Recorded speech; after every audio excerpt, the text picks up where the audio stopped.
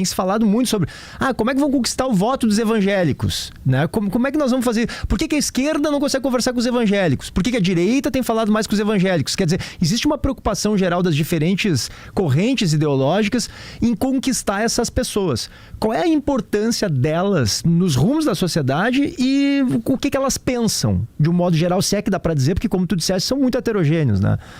Ô Paulo, eu vou contratar você para ser meu entrevistador oficial, porque você só marca gol nas perguntas, viu? Que bacana. Olha, qual que é a importância deles? Eu vou dar um exemplo e a gente pode se desdobrar, né? Pensa que nos anos 70, ou seja, aproximadamente 50 anos, o número de evangélicos no Brasil, de acordo com o censo, né, dos anos 70, era de 6% da população. 50 anos depois, é o último dado que a gente tem, de 2020, do Datafolha, a gente está falando de, em 3 brasileiros, 1 é evangélico, então mais de 30%. Mas a questão não é o tamanho brutal, né, dessa comunidade, nem a maneira acelerada como ela cresce. Mas a importância desse povo é principalmente o fato dele ser desconhecido, principalmente da elite mais escolarizada.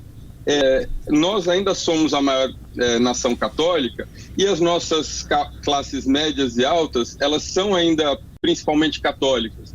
Então, por serem mais escolarizadas, elas se sentem no direito de entender as coisas e, no entanto, são muito pouco treinadas para falar sobre o fenômeno evangélico, que é um fenômeno essencialmente popular.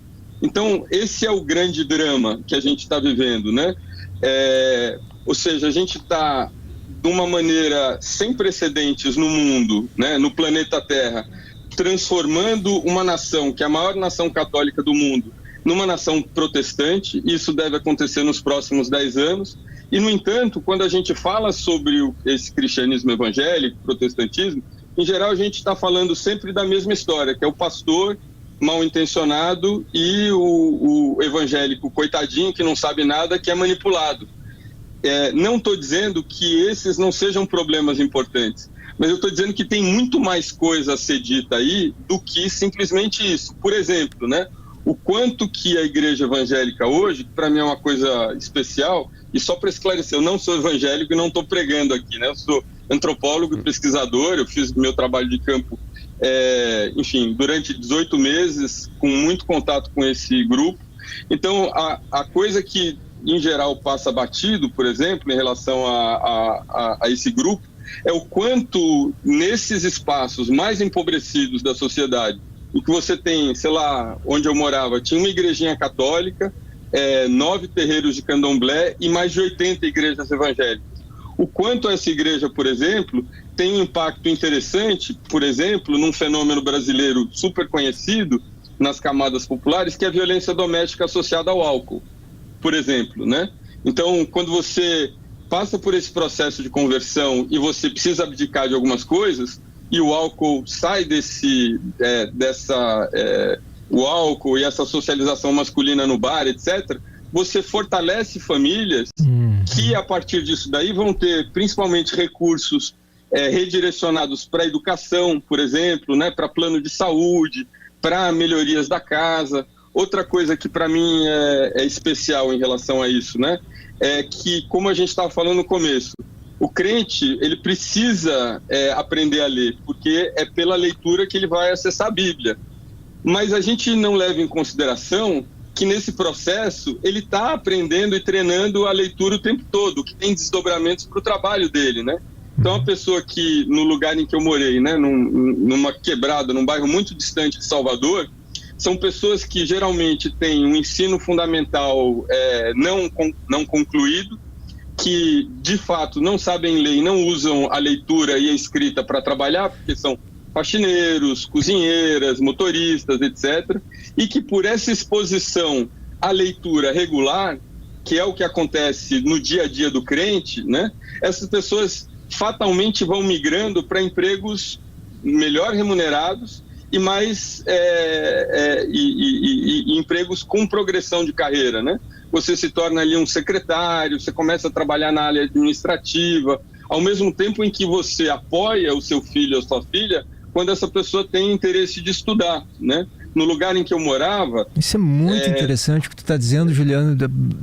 Desculpa te interromper, porque daí fica claro aquilo que a impressão que dá é de que as conquistas sociais desse pessoal, e eles mesmos acho que fazem isso, né? Eles atribuem a Deus, né?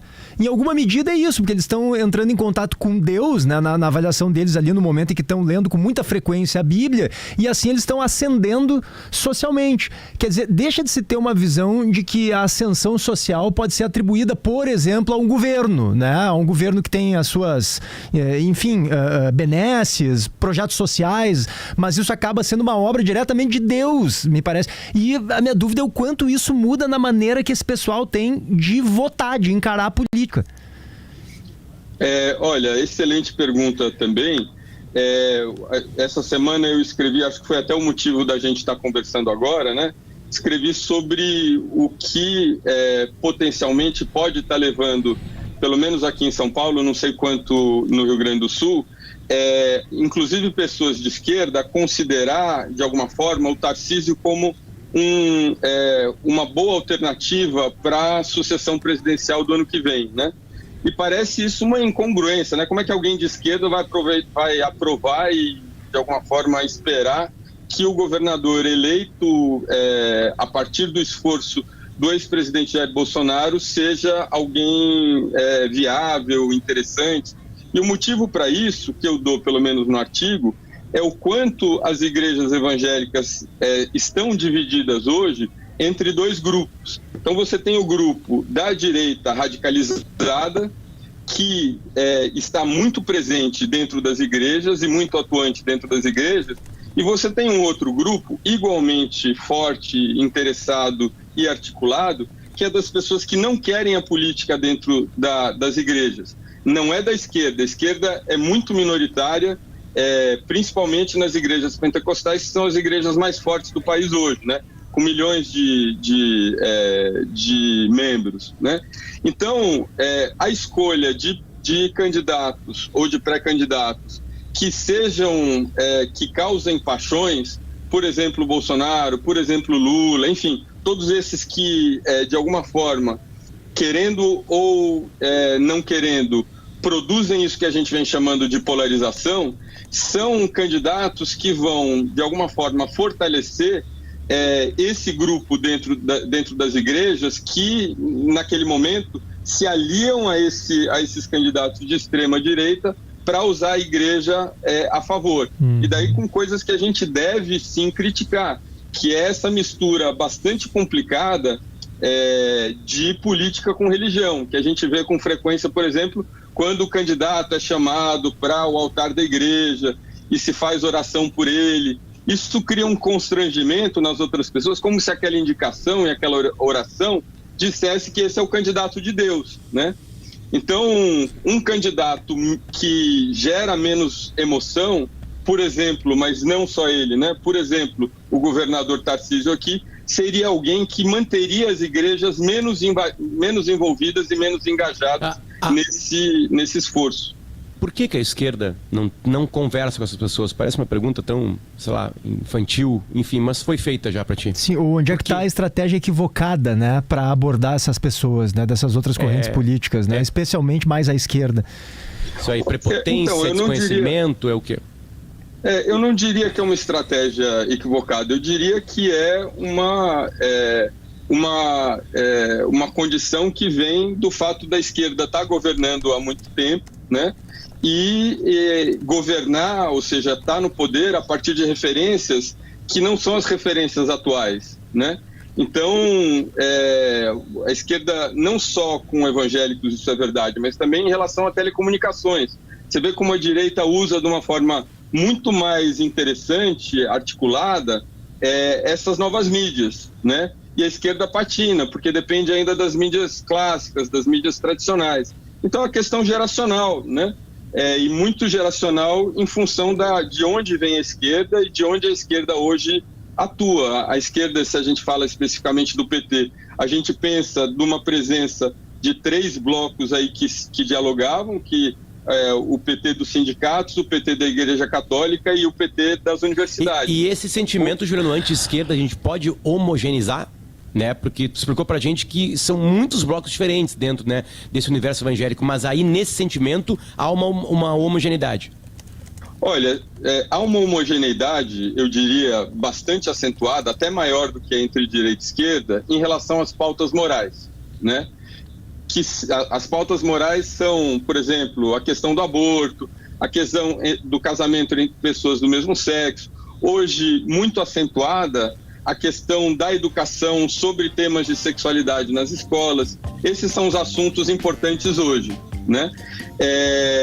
Mas em relação à dificuldade da esquerda, a dificuldade está muito associada, primeiro, a esquerda hoje está principalmente posicionada dentro das universidades, então não acha que religião é bobagem, não tem contato com religiosos, acha que a perspectiva é sempre uma perspectiva iluminista, né? Ou seja, a religião ou é uma coisa antiga que a gente tem que estudar porque fez parte da história, mas é uma bobajada, né? Que a ciência explica, ou é uma coisa terrível porque ela ajuda a manipular. E quando você descarta a possibilidade de usar o idioma religioso para conversar com as pessoas, você perde o contato imediatamente com esses 30% do Brasil.